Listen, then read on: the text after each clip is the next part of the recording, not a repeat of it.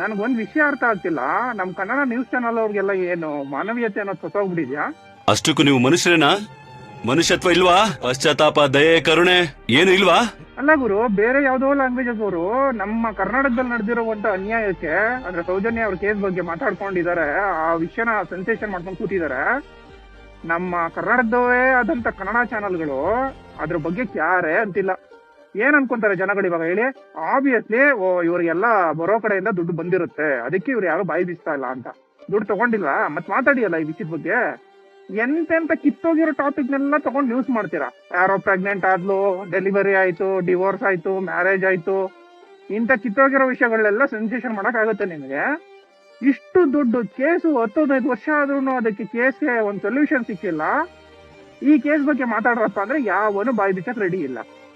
ಅದ್ರ ಜೊತೆಗೆ ಈ ವಿಷಯದ ಬಗ್ಗೆ ಯಾರಾದ್ರೂ ಮಾತಾಡಿದ್ರೆ ಆ ವಿಡಿಯೋಸ್ ನ ಡಿಲೀಟ್ ಮಾಡ್ಸೋದು, ಅವ್ರ ಅಕೌಂಟ್ ನ ಬ್ಲಾಕ್ ಮಾಡ್ಸೋದು, ಇದನ್ನೆಲ್ಲ ಮಾಡಿದ್ರೆ ಜನಗಳಿಗೆ ಇನ್ನೂ ಅನುಮಾನ ಜಾಸ್ತಿ ಆಗಲ್ವಾ?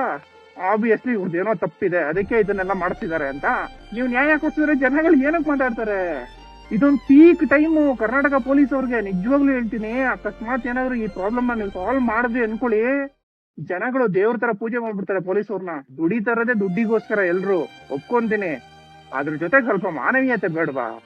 ನೀವು ಮಾನವೀಯತೆ ಇಟ್ಕೊಂಡು ಕೆಲಸ ಮಾಡಿಲ್ಲ ಅಂದ್ರೆ ನೀವು ಲಕ್ಷ ಅಲ್ಲ ಕೋಟಿ ಸಂಪಾದನೆ ಮಾಡಿದ್ರು ಬೆಲೆ ಇಲ್ಲ ಅದಕ್ಕೆ.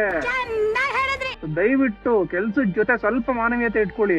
ನನಗೆ ಗೊತ್ತಿಲ್ಲ ಸೌಜನ್ಯ ವಿಷಯದಲ್ಲಿ ನ್ಯಾಯ ಸಿಗುತ್ತೋ ಇಲ್ವೋ, ಅದ್ರ ಬಗ್ಗೆ ಯೋಚನೆ ಮಾಡಿದ್ರೆ ಇಲ್ಲ ಅಂತಾನೆ ಅನ್ಸೋದು ಪ್ರತಿಯೊಬ್ರಿಗೂ.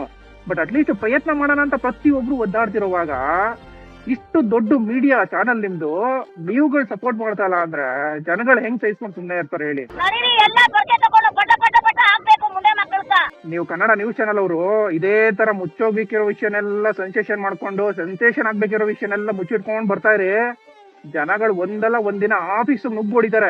ಸತ್ಯ ಇದು, ಬರ್ದಿಟ್ಕೊಂಡ್ಬಿಡಿ. ಆದಷ್ಟು ಬೇಗ ಮಾನವೀಯತೆಯಿಂದ ಕೆಲಸ ಮಾಡೋದನ್ನ ಕಲ್ತ್ಕೊಂಡು ಆ ಹುಡುಗಿಗೆ ಪಾಪ ನ್ಯಾಯ ಕೊಡ್ತೀವಿ. ಒಂದ್ ಸ್ವಲ್ಪ ಕರುಣೆ ಇರ್ಲಿ, ಕೈ ಮುಗಿದು ಬೇಡ್ತೀನಿ, ಕರುಣೆ ಇರ್ಲಿ.